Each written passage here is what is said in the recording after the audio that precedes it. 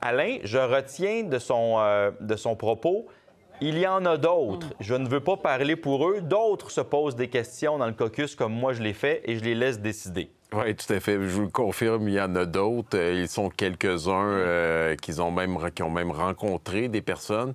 Puis on a vu le Mark Carney ne pas vouloir dire directement s'il avait lui-même participé. Mais moi, je peux vous confirmer qu'il a rencontré lui-même d'autres députés.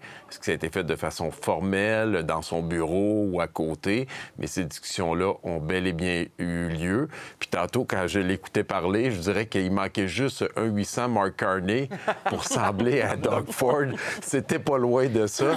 Et c'est très mauvais pour Pierre Poilievre, ce qui se passe, parce que, advenant le cas qu'il réussit à aller chercher les 2 députés qui lui manquent pour avoir la majorité, ça veut dire que les conservateurs qui sont insatisfaits de Pierre Poilievre, mais qui sont inquiets d'un déclenchement potentiel d'une élection à court terme, vont pouvoir être tentés de dire, OK, là, Pierre Poilievre est impopulaire, ça ne passe pas, on a 4 ans devant nous, on peut tenter d'aller chercher une personne plus charismatique qui est en mesure de connecter avec une plus grande partie de la population canadienne.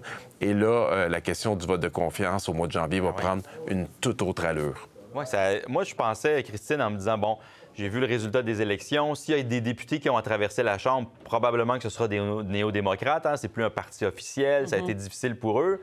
Mais non, c'est les conservateurs qui réfléchissent à la question, puis il y en a un qui est passé à l'acte.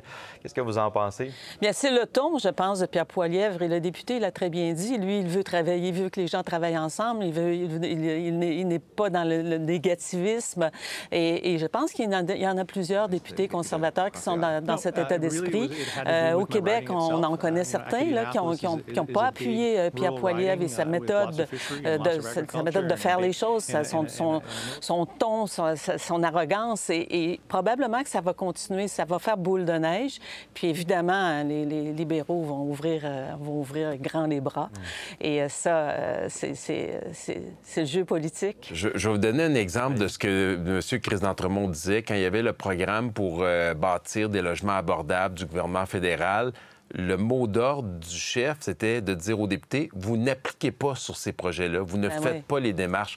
Et le député lui retourne dans sa circonscription, les élus municipaux lui disent, on veut plus de logements, il y a un programme, on veut y avoir accès. C'est des exemples comme ça, je pense qu'il voulait imager par son propos tantôt. Est-ce que, Alain, ça sape un peu le discours conservateur après budget, c'est-à-dire qu'on critique le budget avec un très gros déficit, on dit c'est pas un budget générationnel, les libéraux de Carney dépensent comme les libéraux de Trudeau, mais là, on devra se dépêtrer avec un député conservateur qui, lui, aime ce qu'il a vu. Alors, en termes de messages pour les prochaines journées, c'est plus compliqué pour Pierre Poilievre, Alain. Plus que ça, Yves-François Blanchet allait dire que c'est un budget conservateur. Alors, imaginez l'image que ça projette. Et là, présentement, dans leur caucus, là, j'ai vécu plusieurs caucus avec les conservateurs, ça va être une chasse aux sorcières parce que on sait qu'il y a d'autres députés qui ont parlé avec le gouvernement libéral.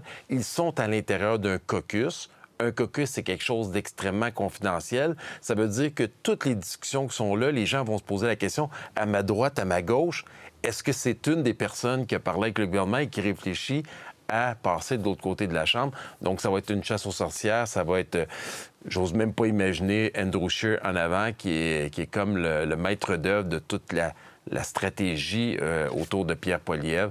Le ton qui va être utilisé, les attaques, ça va être extrêmement très dur. Là. Les caucus cherchent les paniers percés, c'est sûr. Puis ces personnes-là, on essaie là, de les identifier le plus rapidement possible. Caucus à 10 h ce matin. J'aimerais être une petite mouche qui vole dans cette... Nous aussi.